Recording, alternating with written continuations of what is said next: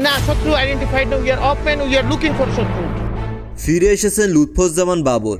BNP জেতার কারণে তিনি হতে পারেন স্বরাষ্ট্রমন্ত্রী। তাকে নিয়ে এমনই কথা এখন চারপাশে। সবার যেন একটি কথা, বাবরকে যেন স্বরাষ্ট্রমন্ত্রীর দায়িত্ব দেওয়া হয়। খালেদা জিয়া একবার বলেছিল, আমি কি করব, আমার পাগলা বাবর যে কোনো কিছু বোঝে না। লুৎফুজ্জামান বাবর যে জিতবেন এটা সকলেরই জানা ছিল।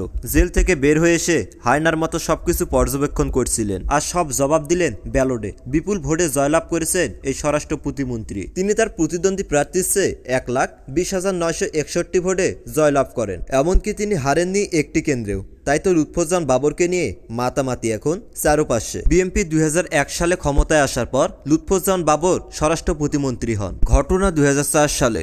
চোখে তার রোজ চশমা, পরনে আছে সাদা পাঞ্জাবি, তার হাতে ছিল একটি রকেট লঞ্চার। নেড়েছে দেখতেছেন পুলিশ ও সেনাবাহিনীর সাথে কথা বলছিলেন তা নিয়ে। টার্গেট ছিল ভারতের 7 সিস্টারকে স্বাধীন করা। সেই মামলার আসামি হয়ে দীর্ঘ 2 দশক জেলে ছিলেন সাবেকেই প্রতিমন্ত্রী। বর্তমানে অনেকের কাছে নতুন করে জনপ্রিয় হলেও তিনি বাংলাদেশের মানুষের কাছে অনেক আগেই জনপ্রিয় ছিলেন। আজ বিএনপি জিতেছেন, কিন্তু বেগম জিয়া নেই। আর মাত্র কয়টা দিনের জন্য শেষ হাসিটা দেখে যেতে পারলেন না তিনি। দীর্ঘ 20 বছর পর রাজনীতির ফিনিক্স পাখি হয়ে ফিরে এসেছেন বিএনপি। শুরুটা হয়েছিল যার রাজার বেশে, ফিরে আসাটাও তার হলো রাজার বেশে। কথায় আছে শেষ ভালো তার, সব ভালো তার। এর বাস্তব উদাহরণ দলটি। এমন কোনো দমনপীড়ন নেই যা সইতে হয়নি বিএনপিকে। এমনকি এই দলকে ভাঙতে বাহির থেকে তো বটেও, ভেতর থেকেও ছিল নানান পরিকল্পনা। এর মাঝেও এই দলটিকে টিকিয়ে রেখেছিল বেগম খালেদা জিয়া। এমনকি তিনি বিশ্বাস করতেন তার দল একদিন ক্ষমতায় আসবে গণতান্ত্রিক উপায়ে এবং সুস্থ উপায়ে। আজ তার দল ক্ষমতায়, কিন্তু তিনি আর নেই। হয়তোবা তিনি ওপার থেকে দেখছেন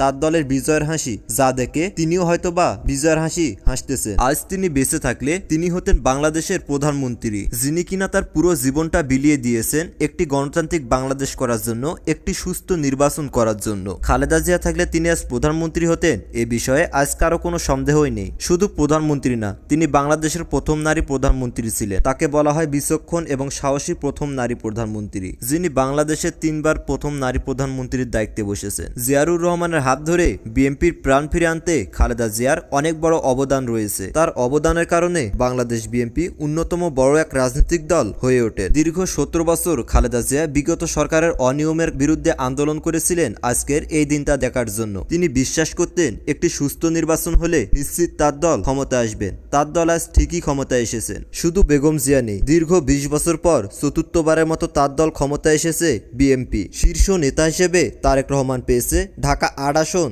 এবং বগুড়া 6 আসনের জয়। বিএনপির ক্ষমতার ইতিহাস সর্বশেষ 2001 সাল সংসদ নির্বাচনে সরকার গঠন করেছিল। 2006 সালের 28 অক্টোবর তৎকালীন প্রধানমন্ত্রী বেগম খালেদা জিয়া রাষ্ট্রপতির কাছে ইস্তেমা প্রদান করার মাধ্যমে সেই মেয়াদের সমাপ্তি ঘটে।